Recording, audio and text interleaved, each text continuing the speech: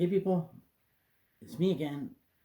So, anyways, um, I talk about this sort of thing periodically on my channel, you know, and which is the whole passage of time and whatnot. You know, as I said earlier, about probably like um, a little bit more than 6 months ago, where I said that if the boys were human, they'd be 17. And as I said there, that now that this year, I mean, this school year would be like their senior year of high school, and at this point, this is like, um, this would be like their second to the last semester there, because then they have the whole finals, and then they have that one last semester to worry about, you know. But there's one of the things I had said here, that when it came to the boys, if they were human, I would be okay with them not going to college, because it's not everything. And then the fact that there was just a lot of this kind of conditioning that I probably might have been growing up with, where, that if you don't go to college, you're a total loser, a failure, or whatever, you know. And it was also depicted in some of the TV shows that I've watched, as far as that goes. So one instance is, it's not just like the TV shows, but there were also movies. And one example I could think of was that movie Orange County.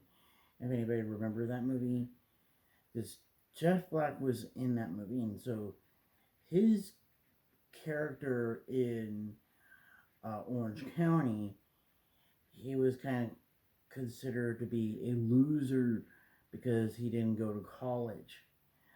But this was kind of right at the time when millennials were starting to come of age, and when it came to like the Gen Xers, they were starting to turn 40 soon, and it's always seemingly like once that particular generation turns 40, you can't make fun of them for being like the the youth generation or whatever you would call it then, because of that.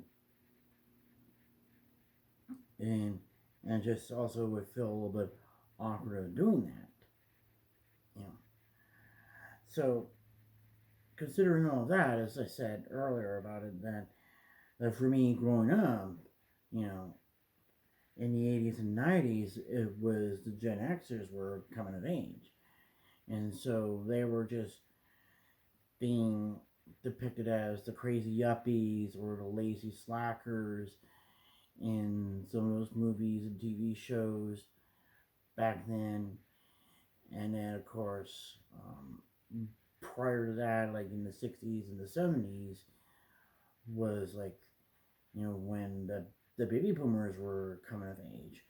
And of course, they were being depicted as those little hippies and all of that, And then, of course, even before that, when it was the whatchamacallit, like the silent generation, you know, when it came to like, you know, the likes of James Dean and um, Elvis back then, and how it was like that rebel without a cause kind of thing, you know, the beatnik generation and all that, you know. So that was just one of the things there. But But I think for certain things was like, um, people might have think it was just might have had to do with, um, I keep forgetting the name of the book. You know, as far as was it like, yeah, Catcher in the Rye, you know, was the thing there, because I think that was just what it was, that people might have attributed to how come why like the young generation behaves that sort of way. But in a way it was also was providing like a voice for people who kind of felt a little alienated when they're going through that change of becoming an adult, you know. So that was just one of the things I have to kind of point out here. So when it came to all of that, you know, as I said earlier about all of that, there is just that it just kind of feels weird to think that any of these people who were born in '08 are now finishing high school. And then, of course, later on, it's going to be, you know, the the rest of the latter part of Gen Alpha, you know. But it's debatable upon like what is considered to be the end of Gen Alpha and start of, not Gen Alpha, I mean Gen Z, you know. As far as that goes, I'm getting them all mixed around, you know. But as for what I could say, that what would be the end of Gen Z would be like 2010, and then as soon as like you are born like maybe in the 2010s, you're kind of considered Gen Alpha rather than that.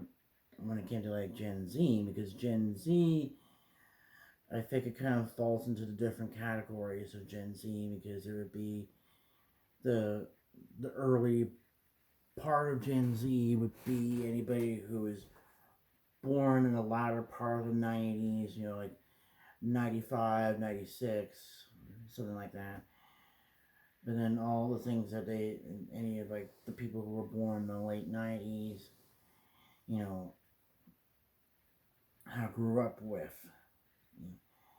And then the next part is like the middle part of Gen Z, which was like anybody that was born in the early aughts. And then we have like the people who were born in the latter part of the decade, you know, as far as that goes when it comes to Gen Z. But I think when it comes to Gen Alpha, it probably like depends on that. You know, we could simply say, you know, like the early 2010s, then there's the mid 2010s and the 2020s, you know, and then depending on where we would define what is end of Gen Alpha, start of Gen Beta as far as that goes. Yeah. Because when it came to my generation, the millennials, it's more like, um, it's more like there's that part of that's born in the early 80s like me, then there's the ones that are born in the mid to latter 80s, and then the ones that are born in the early 90s is millennial. So anyways, I've been like talking for quite a bit, so talk to you guys later.